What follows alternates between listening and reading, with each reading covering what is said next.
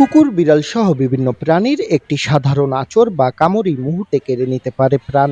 এমন পরিস্থিতিতে বাঁচার একমাত্র ভরসা জলাতঙ্ক প্রতিরোধ ভ্যাকসিন। অথচ সেই জীবন রক্ষাকারী ইনজেকশনই যখন সোনার হরিণ, সেখানে জলাতঙ্কের শঙ্কা নিয়ে বাঁচতে ভুক্তভোগীরা খুঁজে পাচ্ছেন না সমাধান।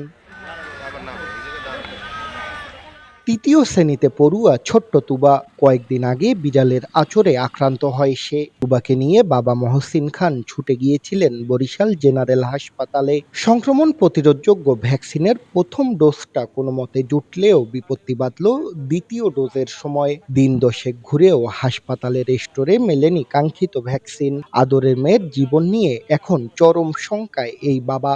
২০ তারিখ দুপুরে আর কি বিড়ালে আছর দিছে। আমরা ২০ তারিখ এখানে আসছি, যে সময় ২টার পরে আর পাওয়া যায় না। আবার ২১ তারিখ আসার পরেই আমরা এখানে ভ্যাকসিন পাইনি, বাইরে থেকে কিনে দেওয়া হয়েছে। এবার পরের তারিখ হলো ২৪ তারিখ। ২৪ তারিখে এসে টোটালি পাওয়া যাইতেছে না। এখন সামনেও নাই, পিছেও নাই, কোনো জায়গায় নেই। সরকার যেন এই বিষয়টা ফলো করে, যে আমাদের এই কুকুর, বিড়াল বা এই জাতীয় যে ওষুধগুলো আছে, এটা পর্যাপ্ত পরিমাণ সাপ্লাই থাকে, এটা যেন সরকার একটু ফলো করে। তুবার মতো এমন শত শত মানুষ এখন দিশেহারা। কীর্তনখোলা তীরের শহর বরিশালে জেলার প্রধান হাসপাতালগুলোতে মিলছে না জলাতঙ্ক প্রতিরোধ ভ্যাকসিন। সরকারি সরবরাহ বন্ধ থাকার সুযোগে এক শ্রেণীর অসাধু ব্যবসায়ী কৃত্রিম সংকট তৈরি করে পকেট কাটছে সাধারণ মানুষের। অভিযোগ উঠেছে, জীবন রক্ষাকারী এই ইনজেকশন এখন বিক্রি হচ্ছে কয়েক গুণ বেশি দামে। তবে অভিযোগ মানতে নারাজ ঔষধ ব্যবসায়ীরা। আমি ঘুরতে আসি, কিন্তু এখন পর্যন্ত আমি পাইতেছি না, আর অতিরিক্ত দাম দিয়েও পাওয়া যাচ্ছে না। তো ২১ তারিখ ওই জায়গায় কোনোরকমভাবে ম্যানেজ করা গেছে, ৪ জনে মিলে ম্যানেজ করা গেছে। কিন্তু আজকে আমার ২৪ তারিখ আসছি, তার আবার ২৫ তারিখ তো আসে নাই। আমার ফুফু আসার পরে দেখি যে কোনোরকমভাবে ম্যানেজ করা যাইতেছে না, ৪ জন মিলেও কোনোরকম ম্যানেজ করা যাইতেছে না।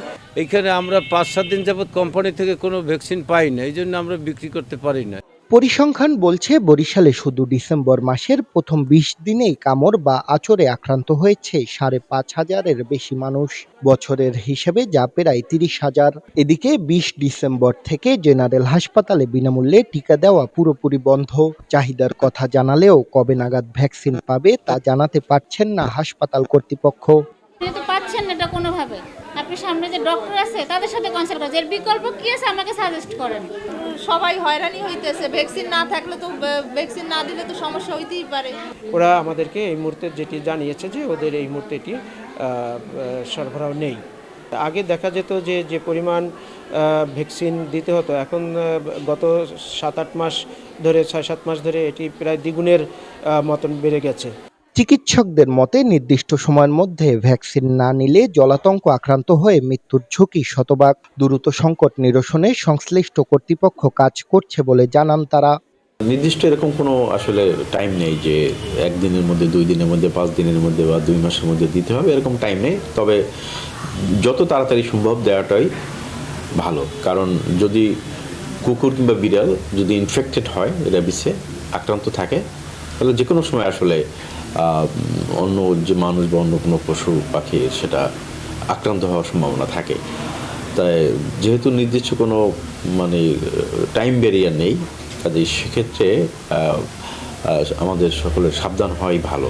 প্রতিদিনই প্রায় ৩০০ থেকে ৩৫০ পেশেন্ট আমাদের এরকম অ্যানিম্যাল বাইট বা ডগ বাইট বলেন, ক্যাট বাইট বলেন, আমাদের এখানে আসছে এবং আমরা সেগুলোকে ভ্যাকসিন দিচ্ছি, ট্রিটমেন্ট দেওয়া যাচ্ছে।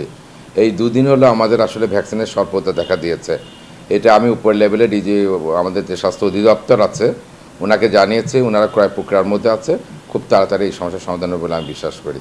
পশুর কামড় বা আঁচড়কে অবহেলা করার সুযোগ নেই, কিন্তু বরিশালের সরকারি হাসপাতালগুলোতে ভ্যাকসিনের এই নাই দশা সাধারণ মানুষের উদ্বেগকে বাড়িয়ে দিচ্ছে বহুগুণ। এখন দ্রুত সরকারি বরাদ্দ ফেরার প্রত্যাশা এখানকার মানুষের। শাকিল মাহমুদ, দেশ টিভি, বরিশাল।